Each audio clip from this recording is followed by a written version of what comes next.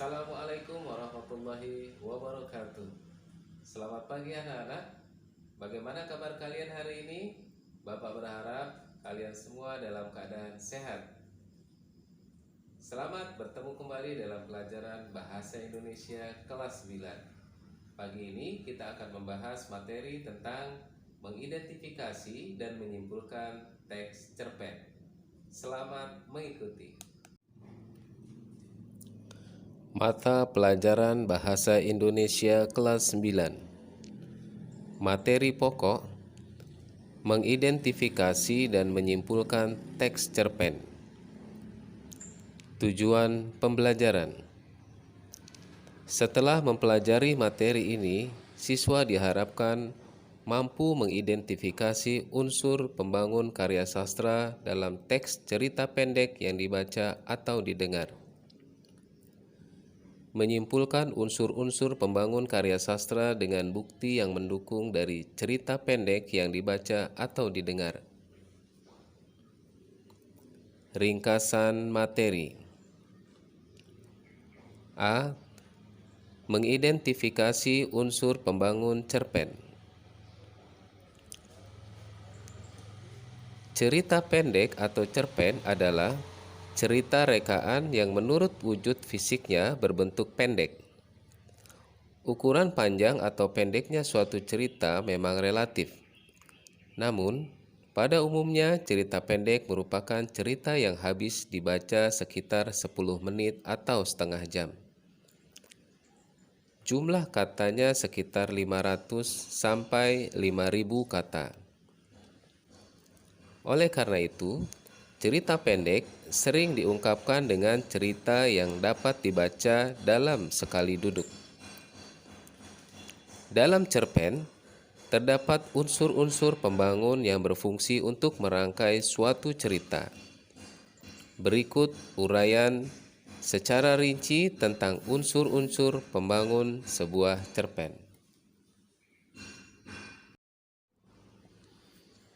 1. Tema. Tema merupakan pokok pembicaraan suatu teks. Contoh tema adalah tentang ketuhanan, kasih sayang, atau persahabatan. Tema cerpen sangat sederhana dan menyangkut peristiwa-peristiwa di dalam kehidupan sehari-hari. 2. Amanat. Amanat adalah pesan atau nilai-nilai pendidikan yang ada di dalam suatu cerpen. Amanat suatu cerpen selalu berkaitan dengan tema. Cerpen yang bertema kasih sayang, amanatnya tidak akan jauh dari pentingnya kita menebar saling menyayangi kepada sesama. Cerpen yang bertema ketuhanan, amanatnya berkisar tentang pentingnya bertakwa kepada Tuhan Yang Maha Esa. Tema tentang persahabatan, amanatnya pun berkisar tentang pentingnya menjaga hubungan baik dengan sahabat atau pentingnya memiliki sahabat.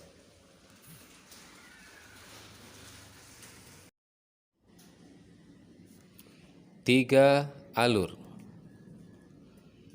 Alur merupakan pola pengembangan cerita yang terbentuk oleh hubungan sebab akibat. Secara umum, jalan cerita atau rangkaian peristiwa di dalam suatu cerita terbagi ke dalam bagian-bagian berikut. A. Pengenalan situasi. Dalam bagian ini, pengarang memperkenalkan para tokoh, menata adegan, dan hubungan antar tokoh. B. Pengungkapan peristiwa.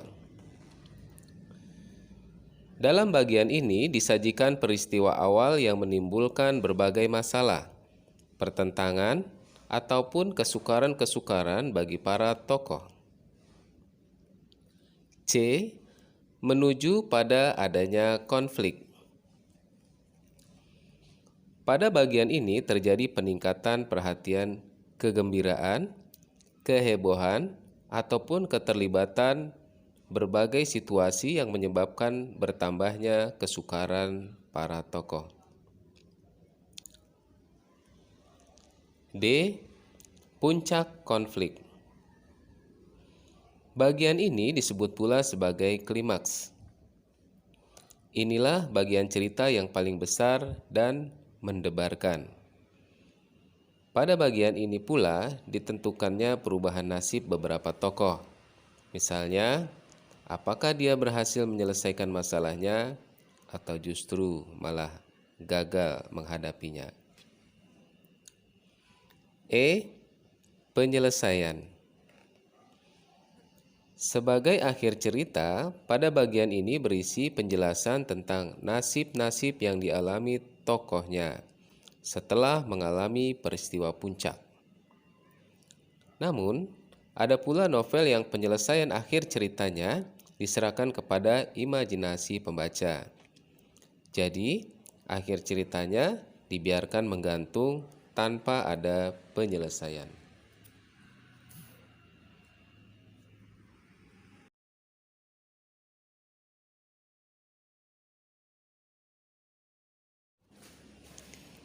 Empat, penokohan. Penokohan adalah cara pengarang dalam menggambarkan karakter tokoh-tokoh. Ada berbagai cara untuk menggambarkan karakter tokoh. Cara-cara tersebut adalah sebagai berikut. A. Menyebutkan secara langsung. Contoh, Rizky sangat ramah kepada teman-temannya. Ia tidak sombong, walaupun selalu menjadi juara kelas. Karakter tokoh Rizky pada contoh tersebut adalah ramah, tidak sombong, dan pintar. B. Gambaran fisik. Contoh, ia berotot kekar, perutnya sedikit buncit, urat-urat leher tampak keluar bila ia sedang berbicara.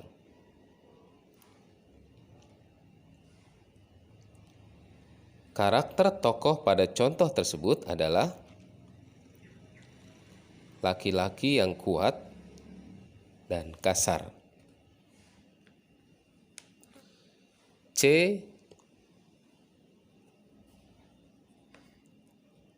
Perilaku tokoh tersebut di dalam cerita. Contoh,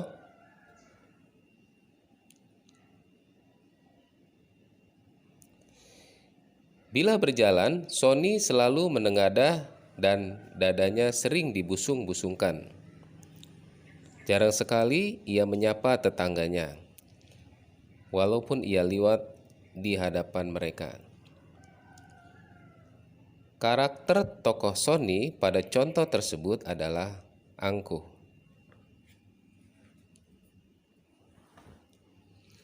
D.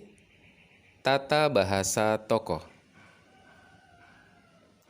Contoh, kamu tahu tidak sih kalau aku ini saudaranya Pak Lurah? Seharusnya kamu sedikit sopan kepadaku. Enak saja berjalan tanpa permisi, ujar Parta kepada Eri. Karakter tokoh pada contoh tersebut adalah pemarah dan sombong. E. Lingkungan kehidupan pikiran tokoh. Contoh, rumahnya tidak jauh dari selokan Cikapundung yang airnya selalu keruh walaupun tidak turun hujan. Anjing-anjing liar lalu lalang dengan gonggongan yang memekakkan telinga. Siang itu hari begitu panas karena atap seng yang terpanggang sinar matahari. Karakter tokoh pada contoh tersebut adalah tokoh yang miskin yang tinggal di lingkungan kumuh.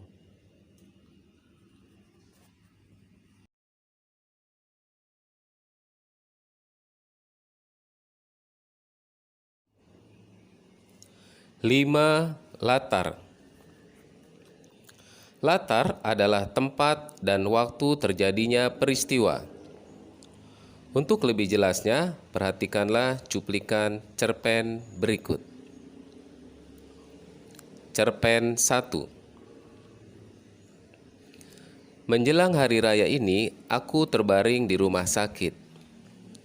Dari jendela kamar rumah sakit yang kudiami, aku bisa melihat keluar dengan jelas. Hujan menderas, manusia-manusia menepi pada kesunyian. Lagu hujan, lagu keleneng becak. Di ruangan ini aku cuma berdua, selisih satu ranjang terbaring seorang perempuan tua, sendiri.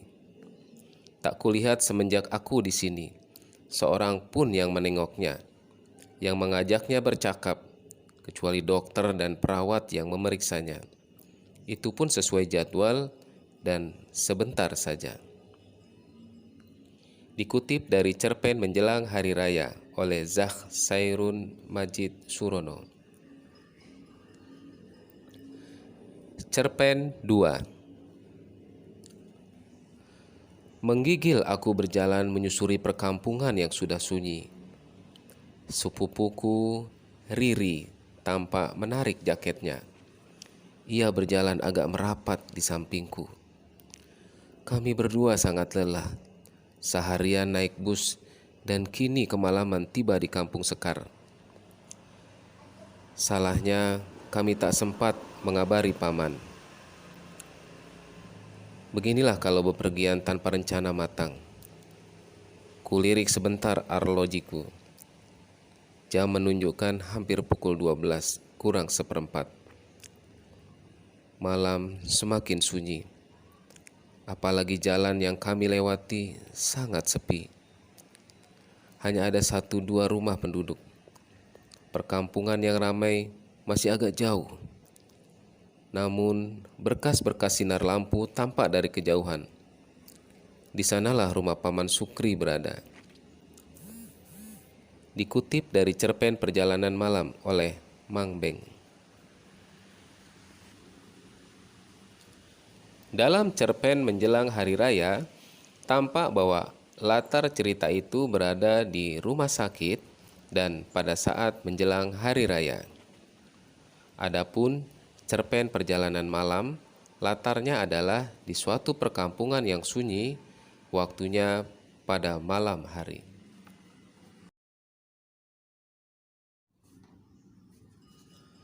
Enam. Sudut pandang. Sudut pandang atau point of view adalah posisi pengarang dalam membawakan cerita. Posisi pengarang dalam menyampaikan ceritanya dapat dilakukan dengan cara-cara sebagai berikut. A. Berperan langsung sebagai orang pertama, sebagai tokoh utama atau sebagai tokoh tambahan. B. Berperan sebagai orang ketiga yang berperan sebagai pihak yang serba tahu atau sebagai pengamat. 7. Gaya bahasa. Gaya bahasa berfungsi menciptakan suatu nada atau suasana tertentu yang mampu memperlihatkan hubungan dan interaksi antara sesama tokoh. Bahasa dapat pula digunakan pengarang untuk menandai karakter seseorang. Karakter jahat, bijaksana, anak-anak, dan dewasa dapat dicerminkan dari kosakata ataupun struktur kalimat yang digunakan oleh tokoh-tokoh yang bersangkutan. B. Menyimpulkan unsur-unsur pembangun cerpen. Menyimpulkan cerita pendek berarti mengartikan atau menjelaskan kembali secara ringkas isi suatu cerpen. Hal ini terutama berkenaan dengan bagian-bagian penting dari setiap unsurnya. Mungkin pula terkait dengan daya tarik ceritanya. Adapun hal-hal menarik yang terdapat dalam suatu cerpen dapat berupa 1. Tema cerita. 2. Konflik yang menegangkan. 3. Alurnya yang penuh kejutan. 4. Watak tokohnya yang membuat kita terkagum-kagum. 5. Perjuangan tokohnya yang membuat kita terharu. Ataupun yang keenam, pesan-pesan dalam cerita itu yang menyerap dan menggetarkan. Bagaimana pengalaman belajar kalian pagi ini? Semoga menyenangkan ya. Dan tentu saja Bapak berharap pengetahuan dan keterampilan kalian pagi ini semakin bertambah. Nah, setelah menyimak ringkasan materi tadi, silakan kalian jawab pertanyaan yang ada di dalam Google Form berikut. Selamat mengerjakan. Sampai di sini dulu perjumpaan kita pagi ini. Sampai bertemu lagi pada pertemuan yang akan datang. Jangan lupa tetap semangat dan jaga kesehatan. Billahi taufik wal hidayah. Wassalamualaikum warahmatullahi wabarakatuh. Salam literasi.